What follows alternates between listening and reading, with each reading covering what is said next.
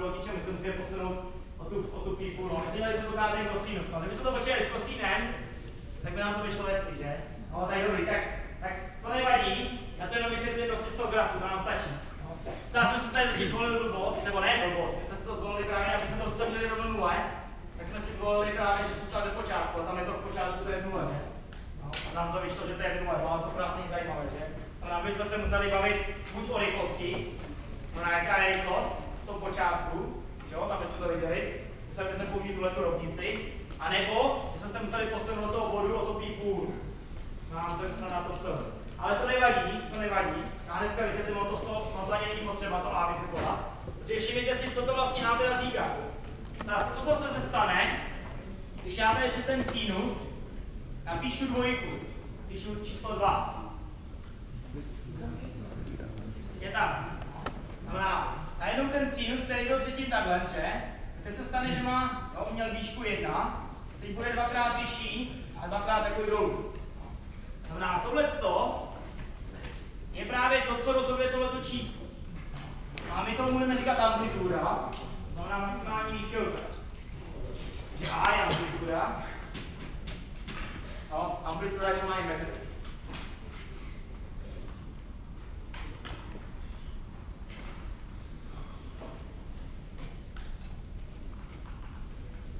No, to jsme si měli zvolit ten kosinus a bylo by to, ukázalo by to hezky z počátní hodiny.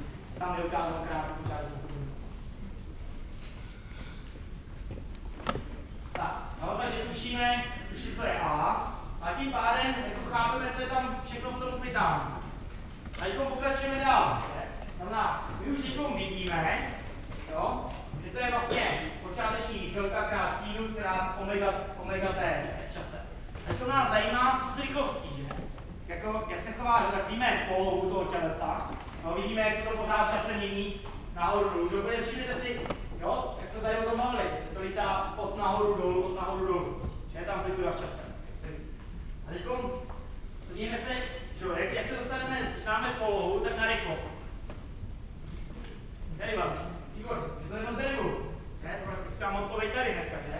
Znamená rychlost toho tělíska, znamená vesně do 6, je derivace, to znamená amplituda krát odmocnina k lomeno m krát kosinus odmocnina k lomeno m krát t.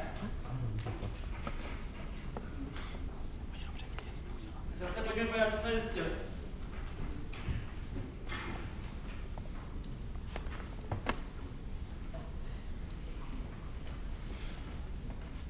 Tak podívejme se, když tady máme tu výchylku, která je takto, že? Tak, rychlost nám teď vyšla a krát omega kosinus omega t. Prosím vás, ale teď geometricky, co to znamená? Jaký je geometrický význam derivace? To směrnice tečny, že? Znamená, co já můžu udělat, je tady teďka pod ten graf, si ukázat, jak vypadá ta rychlost, no takže si tady zobrazím každý ten významný bod. Jsem tam chtěl mít pod tím místo, no.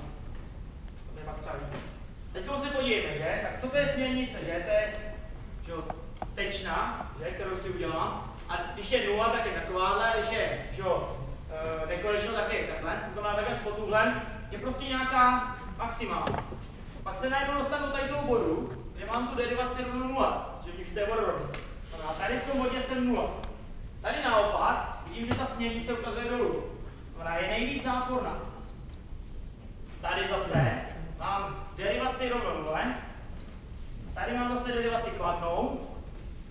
A když si to dobře rozmyslíme, že to spojím hezky, no, tak dostaneme něco takového. No to není nic jiného než kosinus. Když to byl sinus, no, v čase, tak to je kosinus čase. No a když bychom to chtěli vidět přesně, tak přesně přepis mám zde, že to je nějaká konstanta, všimněte si, že ta konstanta se trošičku mění, než byla předtím. Kosinus omega t. Zase, to jak rychle to bude pořád chytat, je tam pořád ten člen omega t, kosinus. Ale navíc teď ta amplituda není jenom a, že tady to bylo jenom a, výška, ale teď to máme a krát odmocnina k lomeno m. Znamená, to je maximální výška, samozřejmě dolů to zase minusem. Znamená, to, co tady leží předtím, je pro nás ta maximální hodnota a my si můžeme říct, že maximální rychlost, kterou to dosáhne, je rovná a krát odmocnina k lomeno m. Nebo a krát omega. Taky můžu napsat. Kolik máme to omega?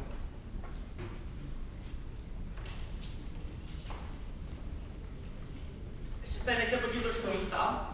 Vlastně tady bude jeden podobný, je takový velký graf. No, protože to je výborné, že když známe rychlost, no tak teď už není nic těžkého vypočítat zrychlení. No a zrychlení,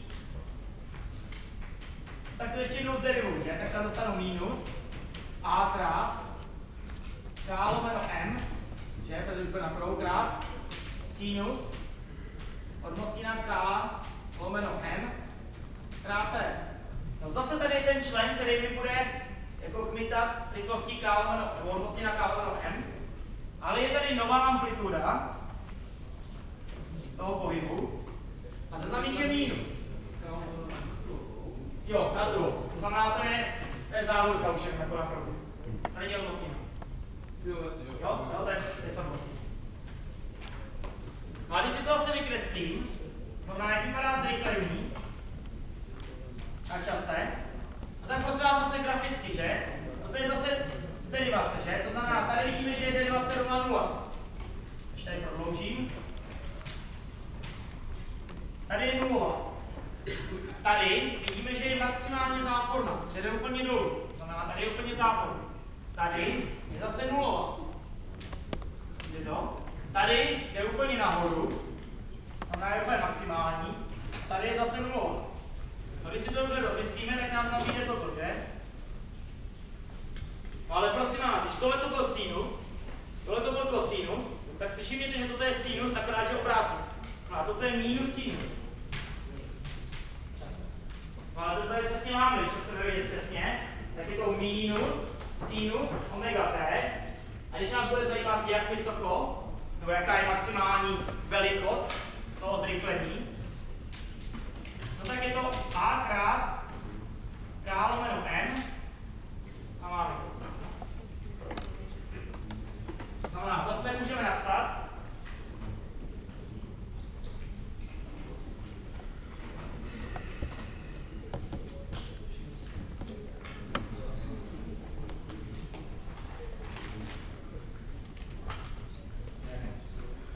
můžeme hnedka napsat, že maximální zrychlení a max je a krát k lomeno m, nebo také a krát omega na druhou.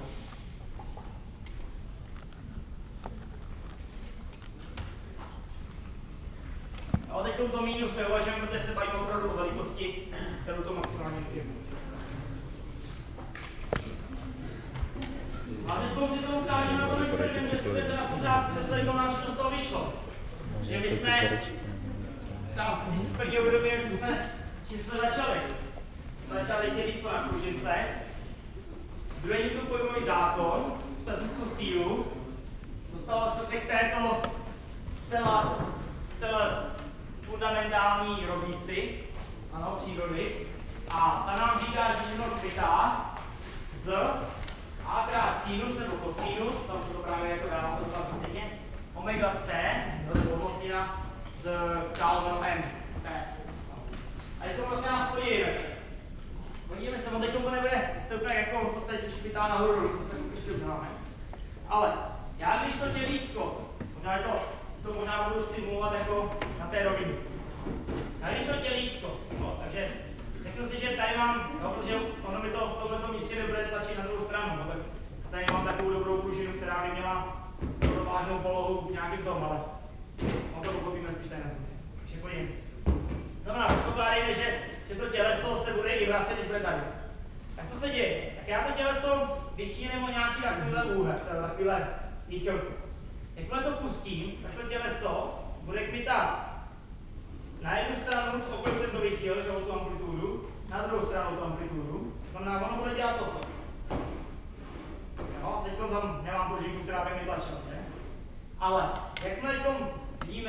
on kmitá vlastně od A po A. Jo? Když se jmenuje, bude tohleto souviset s zákonem zachování hybnosti, teda zákonem zachování energie, jo? Že vlastně kmitá od A po A. Protože my vlastně do něj naakumulujeme energii, když ho necháme kmitat. Znamená, ta energie, kterou má, tak prostě ona se mění prvně. Akumulovaná se změní na kinetickou, kinetická se změní na tu pružnou. Pružná se zase vrátí do kinetické, kinetická se zase vrátí do pružné. Takhle si to bude. Ale prostě jak je to právě dělat tam zpátky. Tak, takže to vypadá rozumně, že? Že prostě tady máme jako ta výchylka kmitá tam. Co ta rychlost? Tak ta rychlost, všimněte si, že na tom okraji vždycky se na ní nedívejte. Tak, to znamená, tady jsme na tom okraji, jo? Tak, jaká tam je rychlost v tom bodě obratu? Nulová, že? To znamená, tady, kde máme maximální výchylku, tak máme, vidíme, jo, kde máme maximální výchylku, což je tady, jo, tak máme nulovou rychlost.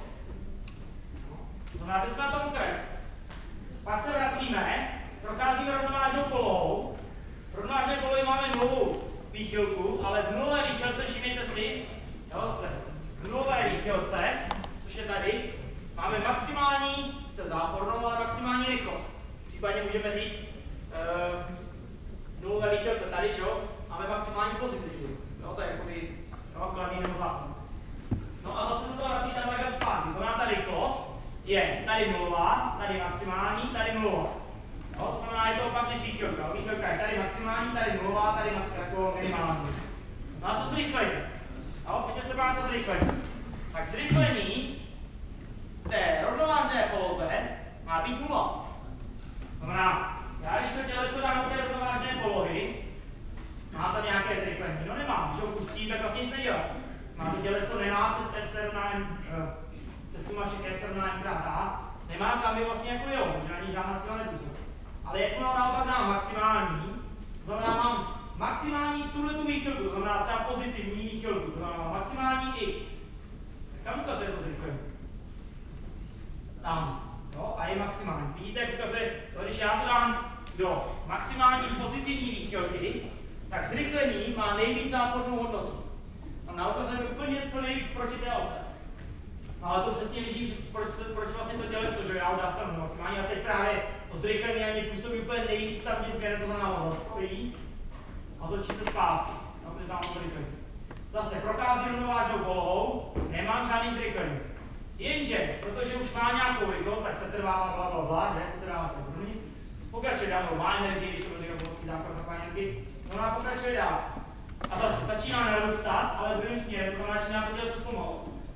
Pak zase prochází rovnovážnou, se stahuje a zase začíná narůstat druhým směrem. Jo? A takhle vlastně to bude dělat, jo? Tam, jo, maximálně a zpátky. To znamená, tenhle dělá zrychlení. Jo, opačně to. Jsou jasný tyhle ty grafy, které víceméně jsou přesně popsané vlastně v této rovnici, v této rovnici a v této rovnici. No. Vývoj. No, tak prosím vás, to je prostě nejčastější otázky, jsou právě takového typu. Akorát, já to teda ještě úplně zobecním. Se nás tahle ta rovnice, co je teda její řešení, aby se to shrnuli. Jakmile se vám stane toto, že druhá derivace podle času třeba do mečku plus sluníčko krát do mečku se rovná 0. Jakmile se vám stane, jakmile prostě nikde objevíte takovou rovnici, teď jsem přišel pan profesor spousta a není to asi dobré, když tady povídám o domečcích a o sluníčkách, ale jakmile se vám stane, že máte druhou derivaci čehokoliv domečku, zase tady chvíle dvojka, že? Plus sluníčko krát domeček se rovná 0. Jakmile takovou rovnici objevíte, tak hnedka můžete psát, že domeček bude kmitat, takže to je amplituda krát sinus nebo kosinus, to si můžete vybrat. Sinus, odmocní název sluníčka, no, krát t. No. A co je, že jo, a navíc ta omega, to je právě ta odmocněná z toho sluníčka, jo, a ta souvisí, ta souvisí s tou naší klasickou frekvencí. My jsme se bavili, že omega je 2πe, anebo to je 2π lomeno t. A teď si říkáte, no tak dobře, tak to je asi hodně speciální rovnice, která jako v té přírodě bude tak jako jenom v takovém divném případě jako pružný pár lístků. To znamená, tohleto je jedna z nejčastějších rovnic jako ve fyzice obecně a jako v technice. Jo, protože, ať si uvědomíte cokoliv, no, to jsme se bavili o tom, to jsme se tady diskutovali. Jo. Takže tady je samozřejmě ta konstanta, která na počáteční fázi, ale to oni studenti vědí. Tak prosím vás, tahleta jakoby rovnice je opravdu velmi častá. Představte si třeba jeřáb, jo, který prostě se pohybuje. Jeřáb konstruují normálně strany, že? Představte si jeřáb, který otočíte, teď si zastavíte. Co on bude dělat? Tak to začne dělat. Představte si prostě auto, ve kterém máte motor. Ten motor, jak jednou nastartujete, tak tam lítá písna nahoru a celý ten motor bude dělat tohle. Znamená, všechno vám bude, jako jakmile se bude něco pohybovat, tak protože ten materiál bude vždycky pružný. Nemáme dokonale pevný materiál, nemáme materiál s tuhostí K rovná se nekonečno. Tak vlastně většina těch materiálů, prostě většina těch strojů, co vymyslíte, bude mít vždycky to kvitání. Je docela zajímavé, že příroda využívá jako maximálně té druhé derivace. To je prostě zajímavé, že to se nám prostě objevuje v fyzice pořád, v té přírodě, ale třeba třetí už se skoro neobjevuje. No, třetí už se objevuje jenom u němu. Ale to je zase trošku něco. Tak, a teď prosím vás, dobře, aby jsme vyřešili tu konstantu, tak aby jsme tam nemuseli mít tu konstantu, jo, tak místo toho sínu můžeme psát ten kosinus, který to bude platit úplně. Pak bude mít dobrý, protože pak platí, že kosinus té nule, že odpovídá té maximální amplitudě. Jo, to znamená té maximální výchylce. Jak jsme se o tom mluvili. Takže když budete psát kosinus, tak to bude vždycky úplně jako správně a nemusíte se bát jako té počáteční. Tak, je to jasné, ten příklad. A prosím vás, říká se mu teda ještě jednou, připomínám harmonický oscilátor. Šíleně zajímavá věc. No, teďko, když si ukážeme těch rovnic jako více, jo, prostě různý případy právě těch harmonických oscilátorů, jak to s nimi dopadne. Tak první, co si ukážeme, je, že ten harmonický oscilátor si dáme na naklonněnou rovinu.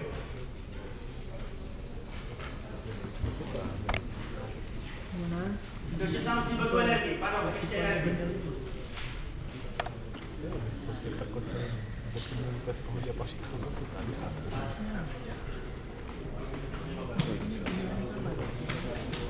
Tak, prosím vás, představte si, že jste v tom, volíme si v té výšce, volíme tu potenciální energii rovnou nula.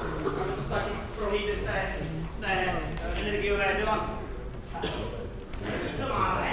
Že máme nulovou hladinu. Jo.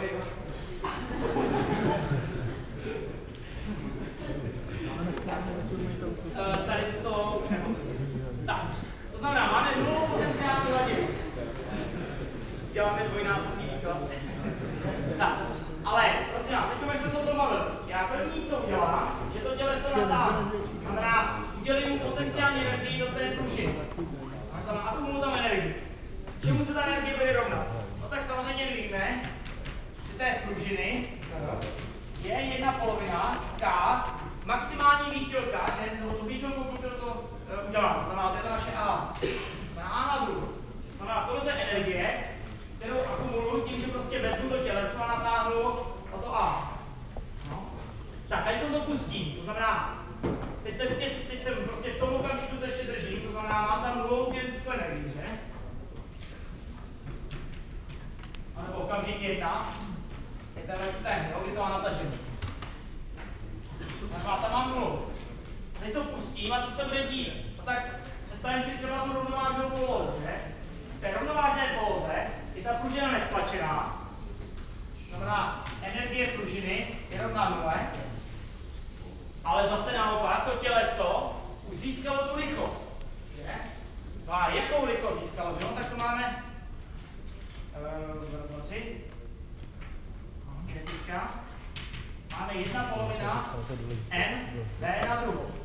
No ale prosím nás, my to v dobře známe, že? To v, jsme tady měli, že to je a krát omega na druhou. Dostaneme, že to je 1/2 m.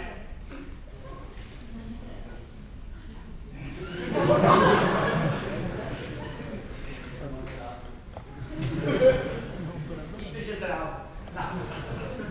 Takže máme tam krát. Jo, takže to prosím vás jenom co děláme, že známe ten předpis pro tu rychlost a dosazujeme ji do klasického stavu pro kinetickou energii. No, a dostaneme m a v na druhou dostanu, že to je a na druhou krát k lomeno m, to celé na druhou, krát kosinus na druhou, zase omega, je, blablabla. Lomeno m, protože to je vypadá stejně.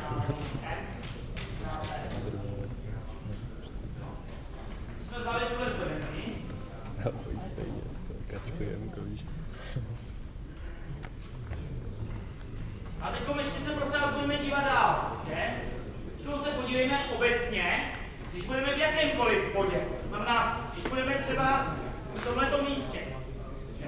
Když budeme v tomto místě, tak jaká bude energie té pružiny? No tak energie v obecné místě, tam nějaká chyba? Má na druhou krát k lomeno n, ne? To úplně to nepřečtu. To je odmocněná na druhou. No, to je velmi k lomeno n, ne? Jo, teď je n, ale teď je k.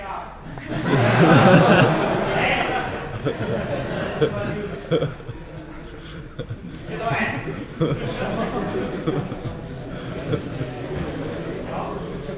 Energie pružiny, když jsme v jakémkoliv bodě, že? To znamená v jakémkoliv čase, no tak já dostanu, že to je 1/2 k a teď to je ta výchylka na druhou, že? No, protože v jakýmkoliv čase vím, kolik je ta pružina to natažená. To znamená, já vezmu tu výchylku a dostanu, že to je 1/2 k, výchylku mám a na druhou krát sinus na druhou odmocněná k lomeno m krát t. A teď se podívejme na celkovou mechanickou energii. No tak celková je E pružiny plus ta E kinetická. Podívejme se na tyhle dvě věci. Toto a toto. Když se na to podíváme, tak to dostáváme. Pružina je 1/2 k a na druhou krát sinus na druhou to. A už to budu používat opakovat. Plus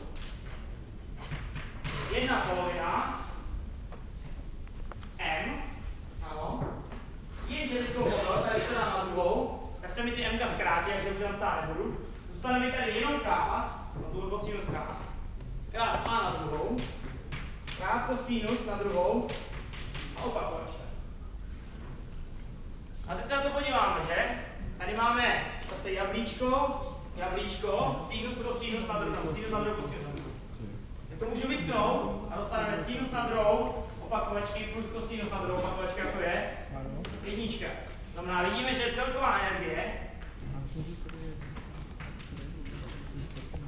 odpovídá 1/2 k a druhou. No ale to nás nepřekvapí, protože to je právě ta energie, kterou jsem tam dodal já, tím, že jsem to natáhl. To znamená, když necháte těleso na pružině volně být, tak nic dělat nebude. Až když ho vy vychýlíte, to znamená dodáte do toho systému tu energii, tak pak teprve začne kmitat. A kmitá, všimněte si, jako co ona dělá, že? Tady ten sinus, tady ten kosinus, že? No takhle prostě dělá, jo? Jo, prostě podle toho, jakým jste čase, tady je sinus, tady je kosinus, tak každý nádruh. Znamená, takhle se teda střídá, ale celková obálka, celková energie, jo, prostě součet těch obou dvou v jakýmkoliv čase je pořád jenom roven té konstantě, kterou se tam na začátku vzal. A tohle je právě ten zákon zachování energie. No, takže normálně zákon zachování mechanické energie pořád.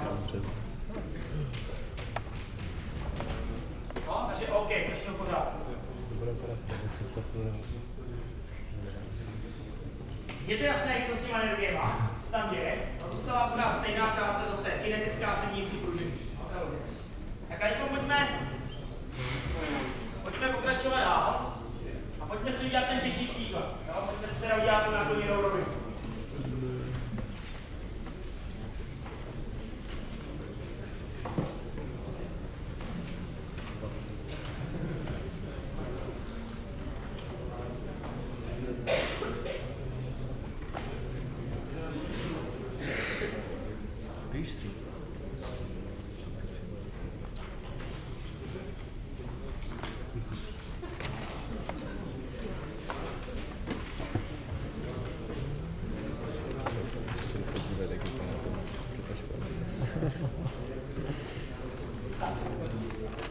Tohle je ten příklad, co dá zase řešit diferenciální rovnice.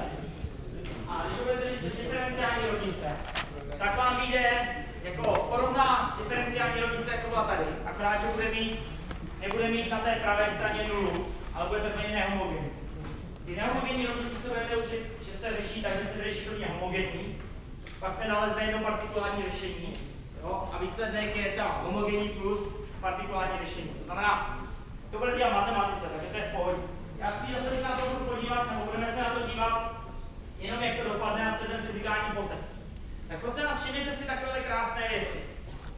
Já když, ale teda tak. Já když tady vezmu tu nakloněnou rovinu. No tak nejde, tak tady. Když já vezmu tohleto těleso. A teď ho začnu jako takhle zdávat dolů. Tak si všimněte, jak se protahuje ta pružina. Vidíte, jak tady jakoby to těleso pořád níž a níž. Jo? Znamená, jakoby ta pružina, že tohle to vidíme, že? Kdybych ji nechal, že rovnovážná poloha v této pozici je toto. No, tady prostě, kdybych takhle spustil tu pružinu, tak nic nedělal. Ale když ji dám v tomhle směru, tak to není tady ta vzdálenost, protože já ještě někomu pustím. Všimněte si, kam až vyklesne. Až tady je nějaká ta rovnovážná poloha. Znamená, jakoby já musím uvažovat ještě navíc to, že když jsme klikali takhle, tak to G bylo tímhle směrem a nic nedělalo. Ale teď jakmile začnu klikat buď šikmo, nebo případně takhle, už tam navíc budu mít to G. A otázka, co to G bude dělat. Jenže to je právě to, že se na to můžu podívat z energetického hlediska. Všimněme si, pevně si počítáme tu, jo, kdybyste měli rovinu, no, máme rovnovážnou polohu x rovná se 0 zde. No. Teď mě bude zajímat, kde je ta nová rovnovážná poloha. Začíme to jako delta. No to je poměrně jednoduché, protože to je vlastně pořád, čím se vyznačuje ta rovnoměrná poloha. To je statická hodnota, to znamená, tam já když tu kostku položím, tak tam bude stát. To znamená, tady bude rovnost sil, že? To znamená, tady mám to Gčko, který mi na to bude působit. Tady budu mít Nko, že? A tady budu mít sílu od té pružiny, která se mi protáhne právě na naše delta, tak, aby vyrovnala tenhle ten průměr toho, no, když to dáme do xového směru, x, jo, tak aby mi vyrovnala, že ta pružina se natáhne o tolik, aby vyrovnala to gx, to znamená tohleto prodloužení. Je to zřejmé? Jo? No a to jsme schopni velmi dobře vypočítat, že? To je statika. To znamená, my jsme schopni zase použít, že f se rovná n krát a, v tomhle směru x. No, tak si to napíšu, že tak dostanu minus n krát g, ale pozor, víme, že to alfa, že když tady nějaký úhel, tak alfa se nám promítne zde a dostane krát sinus alfa.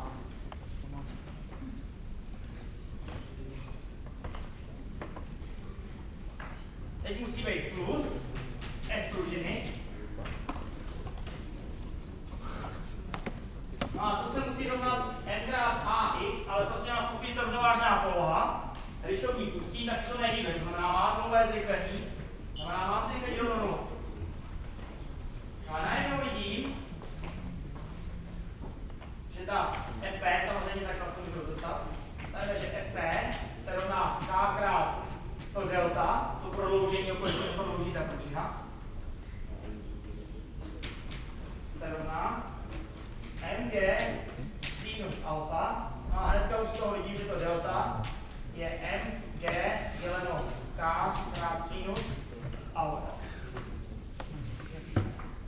je prostě nás ta nová rovnovážná poloha. A to je nakloněné rovině.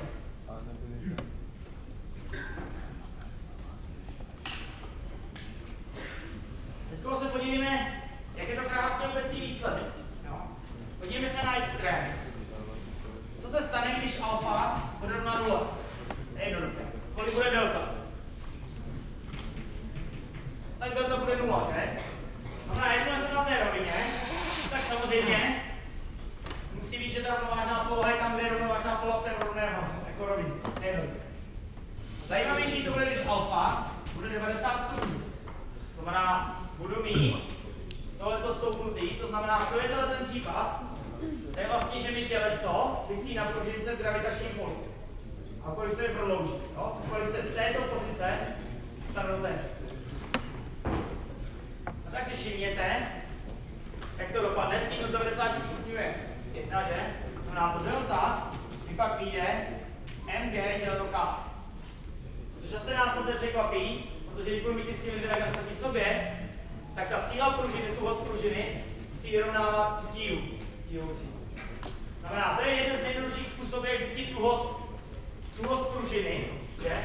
No, tuhost pružiny zjistíte tak, že vezmete mg, to znamená závaží na to, víte, kolik váží, no a změříte si, kolik se prodloužil.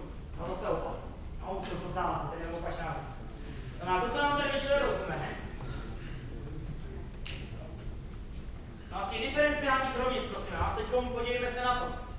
Máme novou rovnovážnou polohu, která je v nějakém takovém místě. Jo, prostě po to delta posunutí. Ale tuhost pružiny je pořád stejná. A samozřejmě pozor, v rámci úkolu základu. Znamená, že jste tu pružinu přetáhli, tak už to fungovat nebude. Ale pořád platí lineární základ té pružiny. To znamená, ta pružina, vlastně jediné, co se stane, že ona, že tělisko má taky pořád stejnou hmotnost. To znamená, jediné, co se nám stane, že to bude kvitat kolem nové rovnovážné polohy, ale jinak pořád stejný. To znamená, to těleso na nakloněné rovině dělá jenom prostě to, že zase budeme mít jenom nové x, nové posunutí, že to x v čase bude zase to, kolik máme tu novou amplitudu, od kterou to vychýlím z té rovnovážné polohy, no, takže už od toho delta, jo, od té rovnovážné polohy. Krát zase kosinus omega t, což je jenom k lomeno m, krát t. A pokud bychom to chtěli posunout té původní, tak by tam bylo plus to delta, anebo když prostě to vím, že to je ta nová rovnovážná poloha, tak je to v pohodě. Znamená, tělisko na nakloněné rovině se chová, jako by nebylo na nakloněné rovině, no, akorát má novou rovnovážnou polohu. Znamená, kmitá si kolem této rovnovážné polohy úplně stejně, jako by kmitala kolem této rovnovážné polohy a jako by kmitala kolem této rovnovážné polohy. Znamená, pořád je to jakoby rozumný a to, co jste teď udělali, pořád bude platit. Jo? Je tohle jasný, není tak úplně jednoduchý, uvědomit si tam prostě jediné, co se stane, že vlastně ta rovnovážná poloha se odsud posune sem, jo? A teď kolem ní, a když to prostě vychýlím zase z této polohy o nějaké a, což je to takovýhle kus, jo? A pustím, tak mi to zase bude kvitat jako jenom kolem té rovnovážné polohy. Jo? Takže je to pořád jako myšlení zase rozumný a dobře to vychází. Tak. Je to tedy jasné? I takhle jako na té jako rovně. Jsou to otázky? Výborně, tak jdeme dál.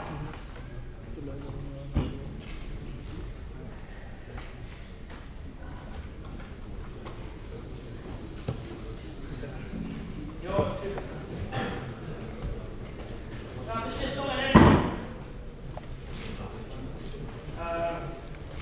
Jestli se mi to bylo někdo ptal, nějaká slečna, že jak je to, že tady nám vyšlo do takové takto delta. A někdo to zkoušel přes energie, si k tomu dopočítat, a vyšlo to poloviční, jestli to byla, že? Tak to se nás s tím se určitě setkáte, když si budete počítat příklady. Že najednou to se nás, když to budete chtít počítat přes energie, že jako nedokážu vypevnit myslet, jak to tam bylo, že to se to zadání.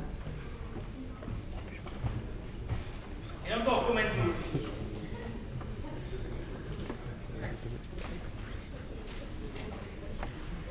Otázka zní takhle, jestli by tohleto, že já mám takhle tělísko, mám vodorovně, a teď já ho vezmu a budu chtít přes energie je spočítat tohle, jaká je ta nová poloha. Tak jestli to jde nebo nejde. Tak snad teď to, co budu dělat, je špatně, ale schválně to jako říkám.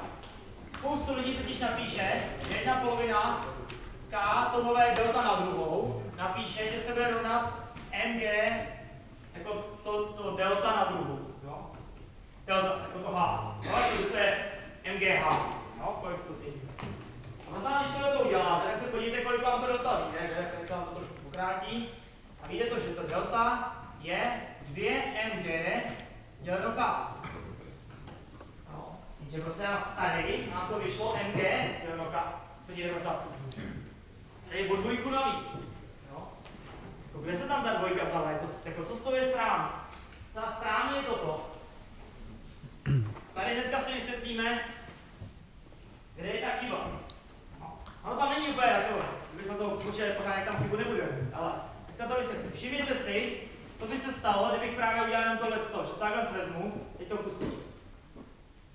Všimáte si, jak je tam ještě ta kinetická energie, která v tom jako byla. A já pokud chci najít tu rovnovážnou polohu, takhle s pomocí energii, tak co já musím udělat? A to musím takhle spotočit. Teď to musím držet, pomalinku dostat do té rovnovážné polohy, přidlehčovat to prostě, tak, aby se to nehýbalo, aby to nemělo tu kinetickou energii. A teď teprve v tom místě to pustím, aby to nemělo tu kinetickou energii. To je rovnovážná poloha.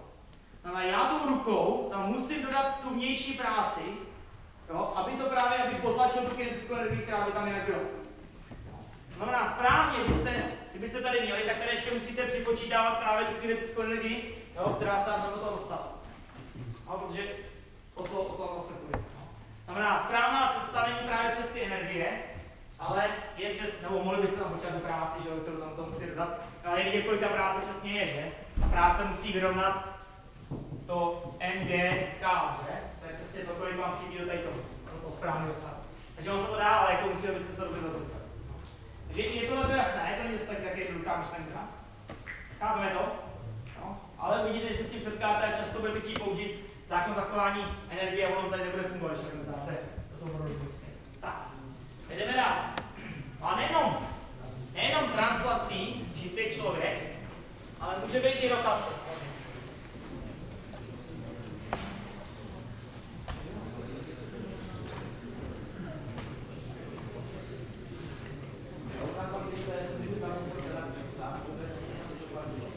No, obecně tam musím připsat, že plus 1/polovina mv na druhou. No, tam prostě musí obecně být, ta kinetická energie, kterou to má.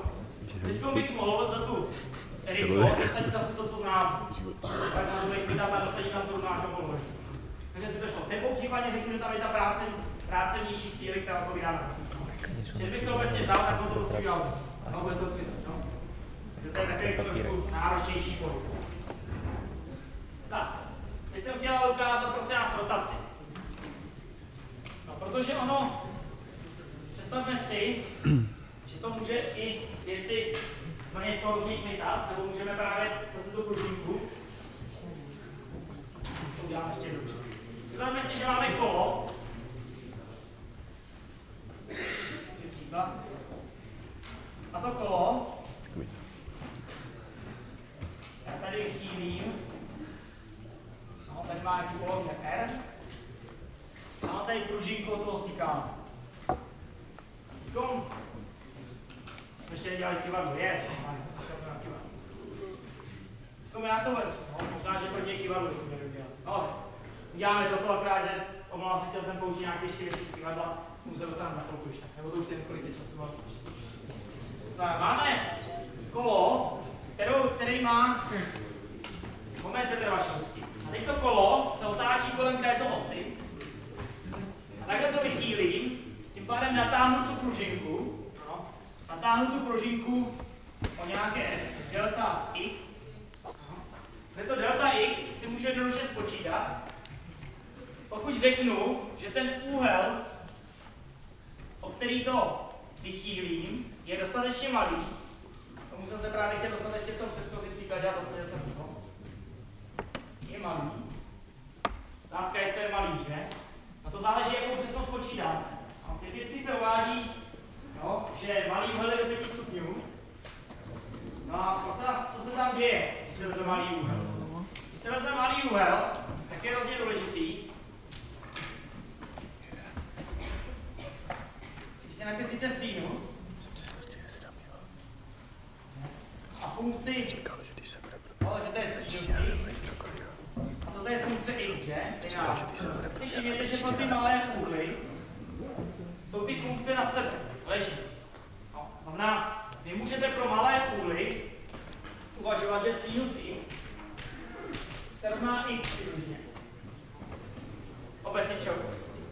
Dokonce toto dobře vidíme z toho Taylorova polynomu, to tady máme, ale když si vzpomenete na ten Taylorov polynom, tak ten sinus má x minus x na třetí lomeno 3 plus x na pátou, ty jsou ty lichý mocniny, pardon. No a ty vysoký mocniny, když to x je malé, že tak když dáte malé číslo na třetí, tak je ještě menší. No, když dáte na pátou, tak je to úplně. To znamená, ty malé zadní členy můžete zanedbat a můžete napsat, že pro malé x, no, přímo sinus je Maclaurinův první člen polynomu, no, což je x. Takže i takhle se to dá nahlížet. Ale je z toho grafu to je trošku.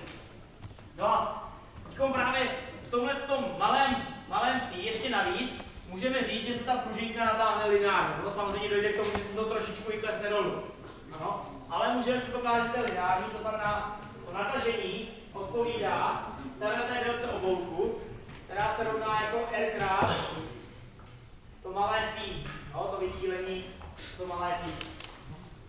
Vidíme, že tam nějaké takové jednoduchý přepočet, ale tam to přibližní.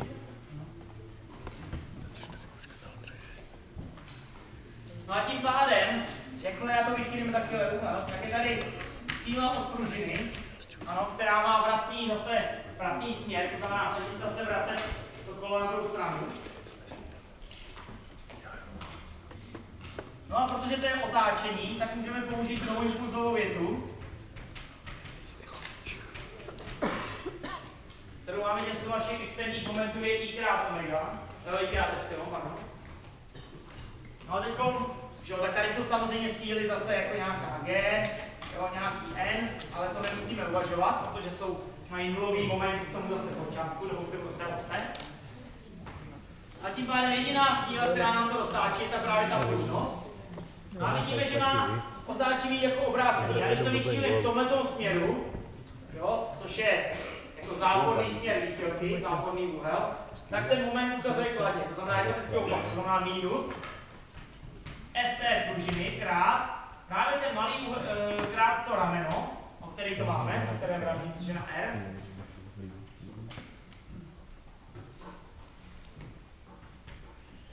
No to je jediný moment, který tam je zase.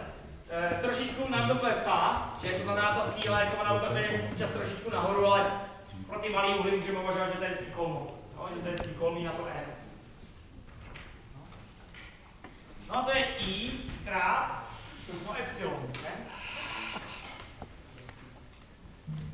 No a teď ta pružná síla, že? Tak já tu pružnou sílu zase můžeme napsat jako tuhost té pružiny krát a její výchylka. Ale výchylka, vidíme, že se nám napsat jako R krát phi, no krát ještě jedno R. No a zase naopak, všimněme si, tady máme epsilon, které se nám vyvíjí v čase, no a ten úhel, který se nám vyvíjí v čase. No a zase máme tu jednu rovnici, pro mě neznámý, no a zase víme, jak ta úhlové zrychlení souvisí s tím úhlem. No souvisí jako druhá derivace do úhlu podle času.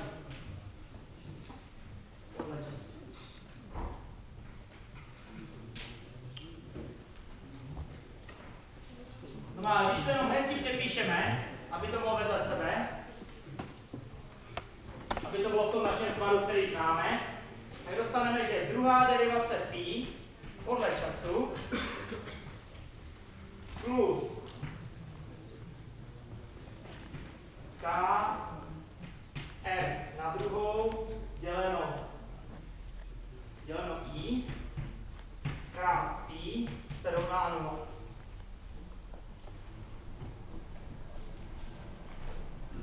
No a teď najednou podívejme, co jsme dostali. Dostali jsme, že druhá derivace domečku plus sluníčko krát domeček rovná se 0. Takže automaticky můžu psát, že phi v čase se rovná amplituda lambda krát kosinus odmocnina kr na druhou děleno i krát t. Jo, kde tohleto je omega na t. To, co je vždycky před tím domečkem, že? No, kdyby nás zajímalo, to znamená, to těleso začne vytat tam a zpátky. No? A okolí, no zase to okolí to maximálně výchyl na začátku, a všechno to zase dává smysl, zase si můžu vypočítat, jak dlouho trvá to kmitání, jo? Protože už znám tu omegu, jo? Omega je prostě odmocně nastavená. A takhle budete standardně postupovat, že vždycky si napíšete ty pohybové rovnice a buď budete vycházet z druhé impulzové věty, nebo z druhé impulzové. Že vidíte, že pořád se náš semestr opakuje stejně akorát si náhodou.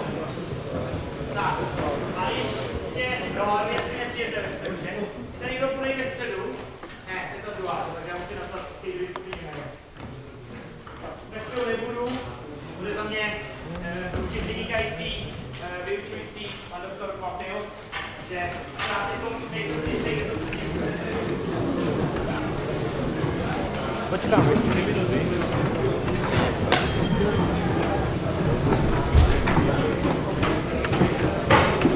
Tak to co to bylo, že?